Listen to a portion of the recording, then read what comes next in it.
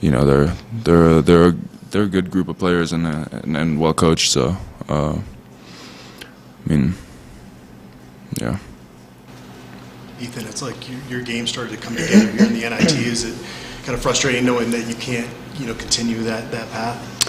Yeah, I mean it's always frustrating to lose. You know, we were down some guys, so it was my time to step up. I know, the one thing I can be proud of and happy for is that I had some good games towards the end, and at least I stepped up when it was my turn. But it was never really about me. I just wanted to win. So obviously, that's what we wanted tonight, and I'm doing everything I can to help my team win, and it wasn't good enough today, so I just got to live with that. To go off that question a little bit more, just curious what the emotions are for you right now, and what are kind of your takeaways from your year in Boulder? Yeah, I mean it's definitely emotional. I've only been here for a year, but these guys mean so much to me. This program, this school, I've had a great experience here. I don't know if it's really hit me yet. But I'm just grateful to have gotten to play for another year, to come out here and be accepted by these guys. These are guys that I'm going to have around for the rest of my life, and I think that's the most important thing, is your relationship. So obviously not how we wanted to end the season, but I'm really happy with everything that's happened this year. Tristan, obviously an up and down season for this team, really from the beginning, but playing a little better at the end. What do you take from, especially for the group that is, likely to come back next year? What do you take from this season into the off season as far as looking ahead to next year? Yeah, just I guess a new standard. The developments and the improvements that we've made this season, especially throughout the season. Towards the end, I feel like we're really important for us to kind of know what it takes for next year. And I feel like with the same group of guys, if we come back next year with new guys coming in and people coming out of their redshirt year, I feel like we have a really good group of guys that could definitely build on how we improve this season. For both of you, Lawson with a career-high 21, and more positive note tonight, how have you viewed his progression through the year, and really tonight seeing it finally come together with a game like this? I mean, we've all had confidence in him the whole year. We see how hard he works every single day in practice. I think with him, it's a lot about his confidence, and he's really come into himself, and he knows we trust him. He knows that we believe in him, and today he was just playing free, just taking what the defense gave him, and he's got all the ability in the world, and I think he showed that tonight, and I'm really proud of him. Tristan, for you personally, where are you at, I guess, going into the offseason? Are you fully on board with coming back next year? Are you going to maybe, you're considering checking out the NBA draft process? Just where's your mindset as you kind of look forward? Yeah, I mean, I feel like I should definitely test the waters, see how it goes, get some feedback. I mean, that doesn't tie me to anything, so that's just kind of a process for the summer, and then I haven't made a final decision yet, so that's you guys are going to be the first ones to know. Going off of that, does knowing the type of talent coming in next year, will that sway your opinion in any way? Not really. I mean, that shouldn't really be a factor for me, I don't think. I've played with really good, talented players prior to this year, and this year and last year and the year before that. So I feel happy for the talent that we got coming in. Not only Cody, but all the other players that we got coming in at the guard spot and at the center position too. So and obviously our red shirts that are going to be playing next year. So I'm looking forward. Tristan, how do you feel like you grew and improved as a player this season compared to what you had been previously in your college career? Definitely more experience, more confidence, and then with confidence, I feel like there's a different volume of shots that you can take or you feel confident taking in a game. And I feel like I've had a couple games this year where I shot it really well, and my confidence rose a little bit, and I was able to kind of lead my team in that way. But I feel overall I've also made developments like off the court. It's always a new season with new guys and stuff like that. So it's always a constant fluid motion, I guess.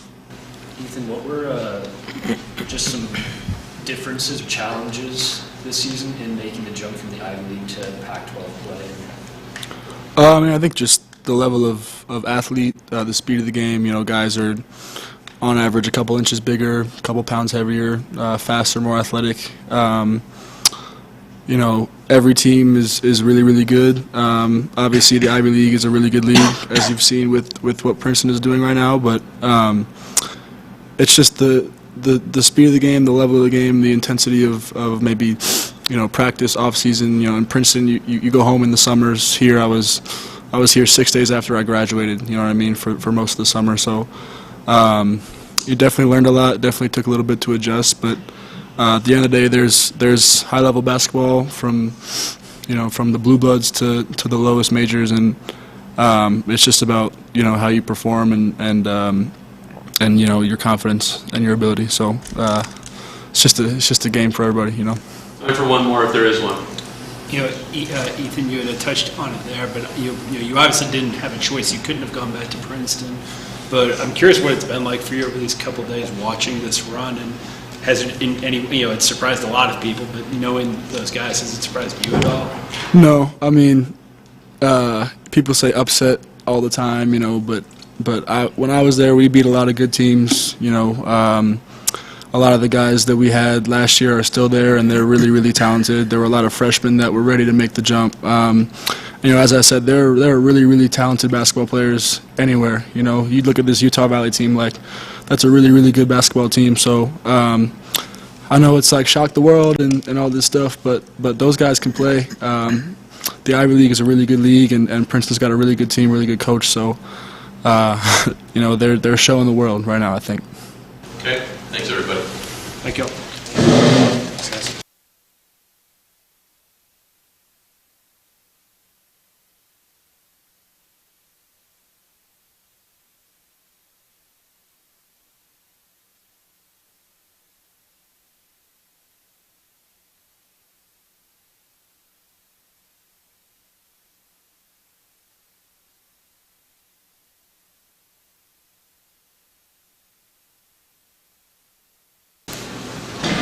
Everybody, we've got head coach Ted Boyle. Coach, please start with an opening statement. We'll open it up for questions. Yeah, disappointing. Obviously, we wanted to advance. We didn't. You're playing at home. You feel like, the crowd was great. I mean, they showed up and really appreciate their support all year long. Utah Valley's a good team. We knew that coming in. They proved it tonight. To me, that's an NCAA tournament caliber team that we just played. They won their league. It's their 27th win tonight. They're 12th away from home. So, I mean, they're good. Their guards are, holy cow, are they good. I mean, if you want to be simplistic about this game tonight, the reality is they had Trey Woodbury and we didn't. He was a difference in the game. We had no answer for him. Our ball screen coverage wasn't good enough. Our one-on-one defense wasn't good enough. Our gap help wasn't good enough. We just weren't good enough. And he was terrific. So they deserved to win. They were the better team tonight, and that's a hell of a team we just lost to. There's no doubt about it. Now we thought we just could never string together stops, and so it's the teams that advance this time of the year. The teams that guard. That's the bottom line. I don't care if you're in the NIT or the NCAA tournament. I watched Michigan State, against SC. I watched them today. I mean, they are guarding at such a high level. It's like, holy cow. And then I look at our team, and it's like, we're not there. We're a long ways away from that. So we got a lot of work to do. Starting with a bright spot, Lawson Lovering Mm-hmm. had a huge game, set a new career high in points. Was there a matchup there that you guys thought you could take advantage of, or? Not particularly. He's playing against one of the best shot blockers in the country, and I thought Lawson did a great job. Lawson's got great size. He's got, he's working on his low post game. I've said it all year long. He's a work in progress offensively. He's really good for us defensively, an elite level defender. But tonight you saw, I think, the culmination of the hard work that he's put in before practice, after practice, and he played within himself, and that is a bright spot. There's a lot of bright spots down the stretch for this team individually. We need to get better collectively. Luke O'Brien, some really good things last 3-4 weeks of the season. Julian Hammond, some really good things. Now that tonight was, what you have to understand now, it's not about playing well one night. You got to be playing well consistently, and that's what good teams do. That's what good players do. Not that you're going to go, 35-0. You're not, but we got to be more consistent than we were this year, individually and collectively. But Lawson's game tonight was definitely a bright spot, and hopefully a springboard. That's why you want to play in tournaments like this, so you can play against teams and players like this, and use it as a springboard into next year and a confidence builder. This season you've talked about maybe like with some shortfallings being lack of effort on defense. I'm sorry? Just some shortfallings this year, on defense being sometimes lack of effort by the team. Did you see that tonight? No, it's lack of focus. It's lack of focus. It's lack of respect for the scouting report. It's lack of toughness at times. I don't think our guys are lazy. I don't think we're always playing very smart, always smart. I mean, there's a lot of things that go into being a great defensive player. You got to be smart. You got to be tough. You got to want it. You can't put your head down. You can't. You got to take a challenge. We have a lot of guys with an offensive mindset, and the only guy I can say on our team that has a defensive mindset is Lawson Lovering. That ain't enough. It's not enough. And that's why our team was 18-17. Why didn't Julian start tonight? Julian didn't start because he was late to a film session 2 days ago, and he was late to practice yesterday. Haven't had an issue all year with Julian or any player on our team, but you got to send a message that being on time is important, and respecting your teammates is important, and he failed in that regard, so he didn't start. You touched on this a little bit earlier, but just how important do you think the experience of playing these 2 extra postseason games can be? Well, it's an opportunity for our players to understand that, Seton Hall's from the East Coast and the Big East Conference, finished lower end of that league, 10-10. They're a good team. They got good players. You're playing Utah Valley, who went into Oregon and won. Now they came into Colorado and won. They beat BYU. They won 27 games. They have good players. It's having your players respect, the other teams in, college basketball that they don't see on a day-to-day basis. They see the Pac-12. They see our, whoever we play in the non-conference, but they don't see, other teams. And so seeing other teams and seeing how they execute and seeing how good of players that you're playing, it's like it's got to be an eye-opener, and it's the experience factor that you've got to, understand as you go into your off-season as a basketball player. Because right now, it's about how can each player get better individually between now and next November. And every game you play and every experience you have is a ability to understand that a little bit better. Whether that's like I got to get better at this or at that, or it could be Lawson Lovering who says I can do this. I did against one of the best shot blockers in the country, who's a 7-footer.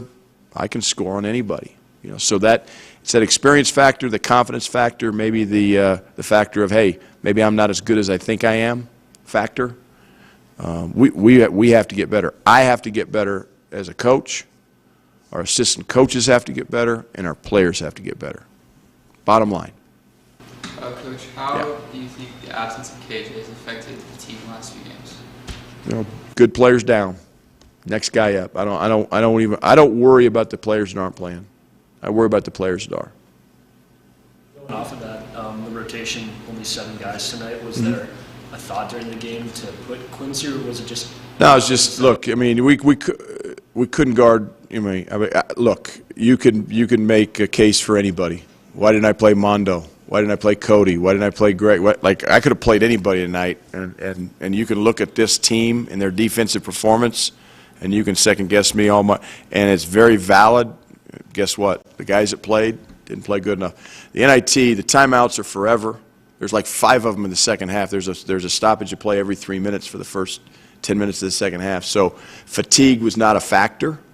So you go with the guys that you believe can get stops, but guess what? I believed wrong tonight because we couldn't stop them all game long. Didn't matter. First half, second half, couldn't get stops. Coach, we usually have the post-season routine of meeting with the players and kind of assessing where the personnel is at. Yeah. How quickly do you start diving diving into that? We do it quick. I'll do it by the end of this week. I'll give them a couple days.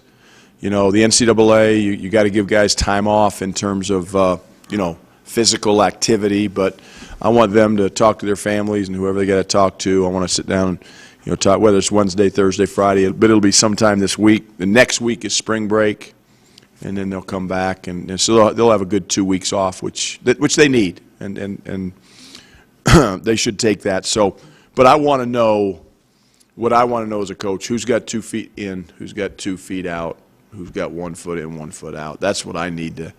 I'm not going to wait till May to figure that out. I want to figure it out now, and I want our players to be honest with me, and I'm going to be honest with them. And we do it every year, and it's no different this year. So, Tristan is going to test the waters. He's going to, get his feedback from the NBA. My guess is KJ might do the same, which is fine, and we'll get that feedback, and we'll see, see what that is, and then we move forward. So.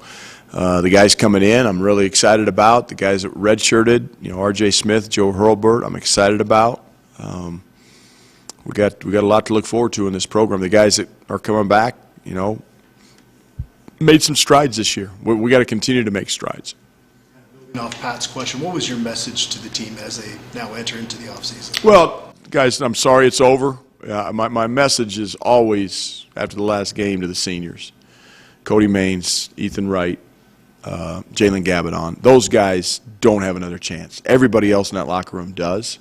So my message is, look, this stinks. Yeah, we didn't want it to be over. You guys, kept playing. You kept competing. Yeah, we just weren't good enough tonight. They were a better team. And so now it's time to move on. And it ends quickly. It always does. I mean, the last game, it's over. When it's over, it's over. There's no tomorrows, and we knew that. So, yeah, it's time to move on. And I just feel bad for those 3 seniors because I got great respect for them all as young men and young adults. And, Ethan was up here earlier. I feel like we let Ethan Wright down. Ethan Wright didn't let us down. When we recruited Ethan, he was really disappointed he'd never played an NCAA tournament at Princeton. They'd always lost to Yale, Jalen's team, and that's why they have that, and they've created such a great bond and friendship, which has really been neat to see too. But, he came here to play in an NCAA tournament. We let him down. Ethan Wright didn't let us down. We let him down. Jalen gave us everything he got this year, and Cody Maines is a hard-working, tough. They're all going to be successful in life, without a doubt. I mean, whatever they decide to do, they're great kids. Last question for Coach. You mentioned all the different levels that need to get better in this offseason. What does the offseason look like to accomplish that? A lot of hard work. Steve Englehart, he's been in his offseason during the year, keeping guys healthy, keeping guys maintained in the weight room, stretching, injury prevention, that sort of thing. Now it's his time to get guys bigger, faster, stronger. It's time to get in the gym. Individually for guys. Again, we have 8 hours a week with them in the spring, and the spring for us, after the spring break is about three weeks long, maybe 4, depending on the final schedule. So it's a very short window here this spring, but we got to get in the gym. 4 hours a week ain't much. They got to get in the gym on their own. Summertime, we get 8 hours of access, or 8 weeks of access for 4 hours a week. Not a lot, but we're going to take advantage of every hour we can get with the guys, and they got to commit to getting better. I mean, that's the bottom line. You see players that make the jump, and you see players that don't make the jump. And it's all as a result of the amount of time and effort they put into their individual game in the off-season. And for us, one of our core values is work ethic. It's character, trust, work ethic. The trust comes with our conversations that we're having, you know, and honesty that we have to have with each other. The character comes with, you know, I'm going to do what I'm going to say I'm going to do, and you know, you can believe what I'm going to say, and they can believe what I'm going to say, and the work ethic comes in the gym and in the weight room. Okay, thank you, Coach. Thank you.